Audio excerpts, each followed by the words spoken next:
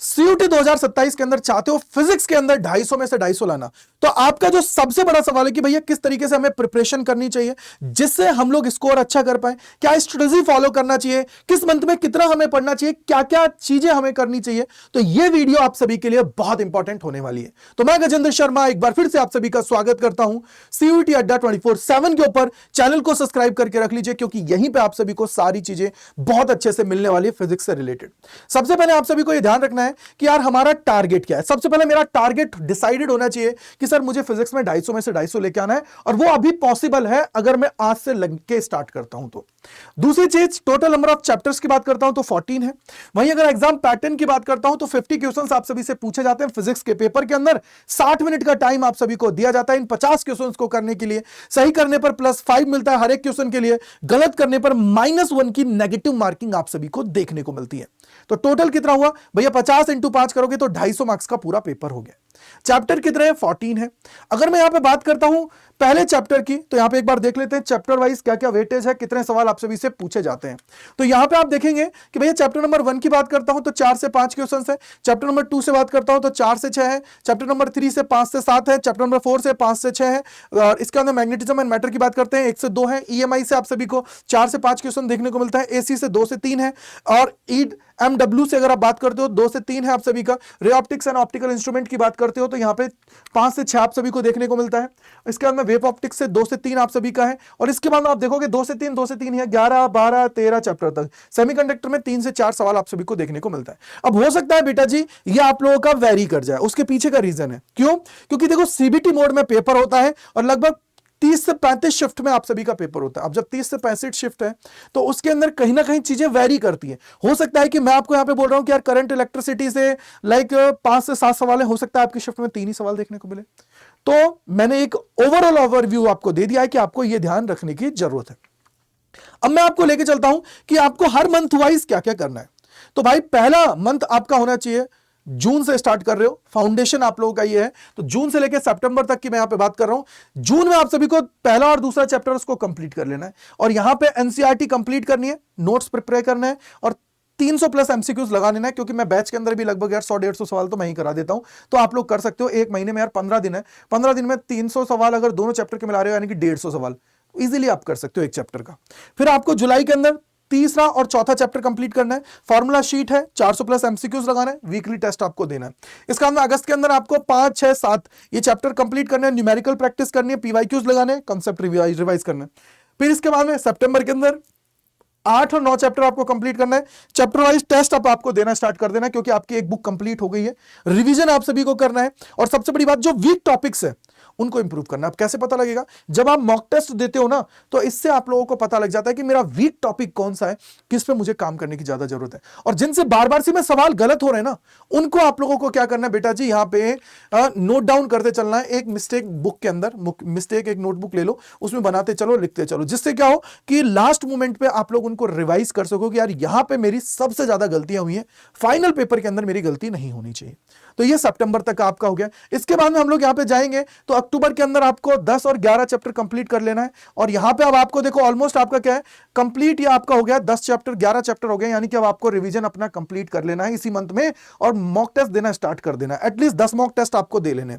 इसके बाद नवंबर में भी आपको 10 देने हैं मॉक टेस्ट और फर्स्ट रिवीजन आपको कंप्लीट करना है। देन यहीं पे आपको क्या करना है, दिसंबर के अंदर भी रिवीजन कंप्लीट करना है। याद रख लीजिए 10 मॉक टेस्ट आपको देना है, यानी कि हर महीने में 10 मॉक टेस्ट है। अभी आप लोग पार्ट टेस्ट भी दे सकते हो, आप चाहो तो बुक वाइज भी दे सकते हो, आप चाहो तो फुल लेंथ भी दे सकते हो। क्यों, क्योंकि जब आपका 70% सिलेबस हो जाता है तो उसके बाद में आप लोगों को फुल लेंथ टेस्ट देना स्टार्ट कर देना चाहिए, अकॉर्डिंग टू थ्योरी यही कहती है। राइट है मेरे भाई।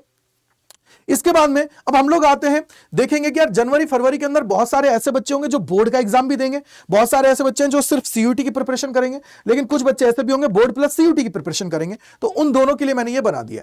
तो यहां पे आप देखोगे मेनली हमारा फोकस किस पे होना है, एनसीईआरटी एग्जाम्पलर पे होना है, एनसीईआरटी बैक क्वेश्चंस पे होना है, असर्शन रीजन है, केस बेस्ड स्टडी क्वेश्चन से इन पर रहना है। डेली आपको 2 घंटे बोर्ड का पढ़ना है, 1 घंटा सीयूटी का पढ़ना ही पढ़ना है, एमसीक्यूज लगाने।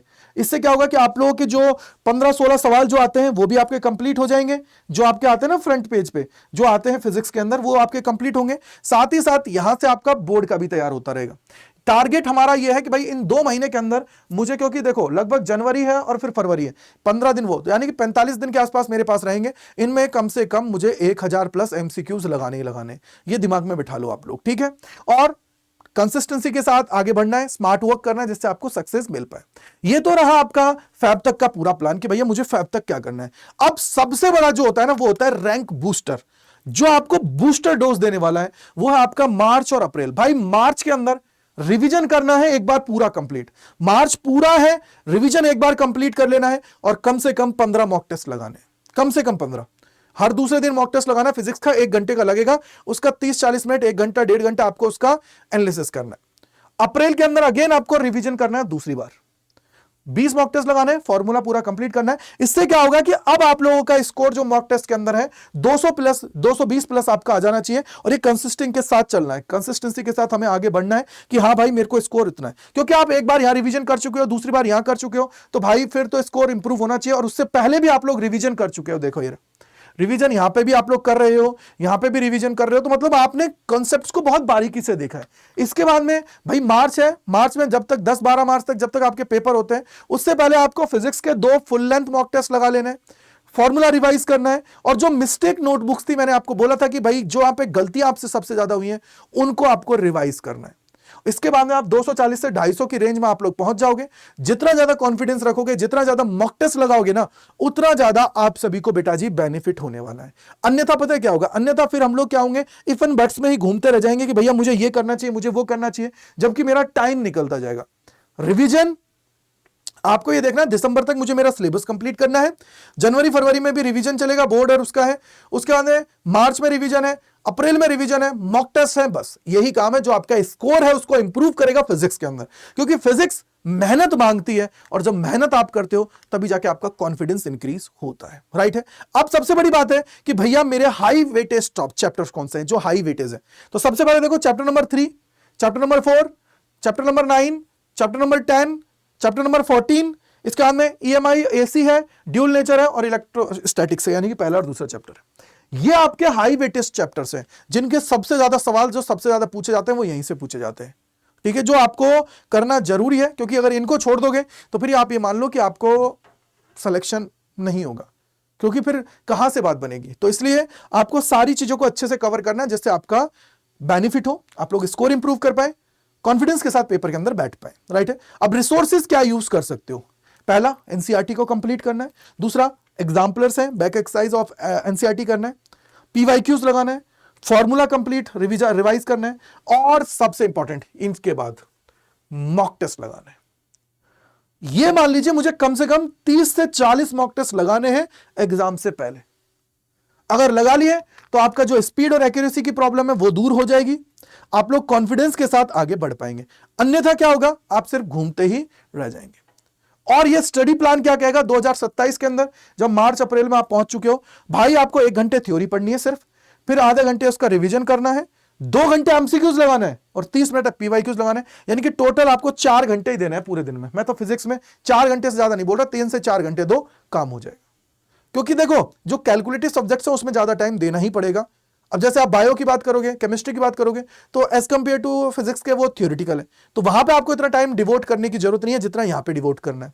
ये आपको ध्यान रखनी है भाई, इंपॉर्टेंट बात बता रहा हूं, बाद में फिर बोलोगे भैया आपने नहीं बताया। अब ये सोच रहे हो कि भैया कुछ सम ऑफ सोल्यूशन बता दीजिए जिससे हम लोग अपनी सारी चीजों को कंप्लीट कर लेंगे। तो भाई मेरे, वो आप सभी का क्या है, वो है आप सभी के हमारे साथ आप हमारे पेड प्लेटफॉर्म में भी जुड़ सकते हो, जहां पे सीयूटी स्पेसिफिक बैचेस भी चल रहे हैं, महापैक के अंदर भी इनरोल कर सकते हो, और सीयूटी स्पेसिफिक बैचेस में बोर्ड प्लस सीयूटी की भी प्रिपरेशन आप सभी को कराई जा रही है। मैक्सिमम डिस्काउंट पाने के लिए इस कूपन कोड को यूज कर सकते हो जो है Y485, जिससे आप मेरी मेंटोरशिप में आ पाओगे। और कोई डाउट कोई परेशानी है तो इस पे मेल कर दीजिए, क्योंकि भाई अगर टाइमली शुरुआत हो जाती है ना तो कॉन्फिडेंस बढ़ता है, प्लस स्कोर इंप्रूव होता है, स्कोर आने के पूरे चांसेस होते हैं। तो ये ध्यान रख लेनी है। अब कैसे आपको ज्वाइन करना है वो मैं आपको बता देता हूं। तो उसके लिए सबसे पहले आप लोग यहां पे आएंगे और अड्डा 24/7 पे जाना है। पहले लिंक पे क्लिक करना है, ऑल कोर्सेज पे जाना है, देन आप यूजी एंड पीजी के ऊपर जाएंगे, सीयूईटी साइंस के ऊपर जाएंगे। यहां पे आप देखेंगे कि ये लेटेस्ट बैच है। इसके अलावा ये आप लोगों के लिए क्या है बेटा जी, यहां पे महापैक है। तो आप चाहे बैच के अंदर जुड़ सकते हैं महापैक, लेकिन मेरी जो प्रायोरिटी है वो ये है कि महापैक के अंदर आपको मल्टीपल बैचेस का एक्सेस मिल जाएगा, यानी कि जितने भी बैचेस अभी तक आए हैं या जितने भी आएंगे उन सभी का एक्सेस आपको मिलेगा। और इसके अंदर तो आपको भैया डोमेन्स की बुक मिलेगी, पीवाईक्यूज की बुक मिलेगी, अनलिमिटेड आपको मॉक टेस्ट मिलेंगे, सब कुछ आपको मिल रहे हैं। तो इसके अंदर जुड़ सकते हो आप लोग, जुड़ के अपनी प्रिपरेशन है उसको कर सकते हो। फॉर एग्जांपल मान लीजिए इसमें आपने जुड़ा, तो इसमें आप लोग जाएंगे, बाय नाउ पे आपको एंटर करना है और यहां पे कूपन कोड अप्लाई करना है, जो आप सभी का क्या है बेटा जी, वो है Y485। जैसे आप अप्लाई करेंगे तो आपको ये मिल जाएगा सिर्फ और सिर्फ 11,000 के अंदर, और 13 महीने की वैलिडिटी है। सबसे इंपॉर्टेंट थिंग कि 13 महीने की वैलिडिटी है। 13 महीने मतलब 1,000 रुपए से भी कम का आपका एक महीना पड़ने वाला है।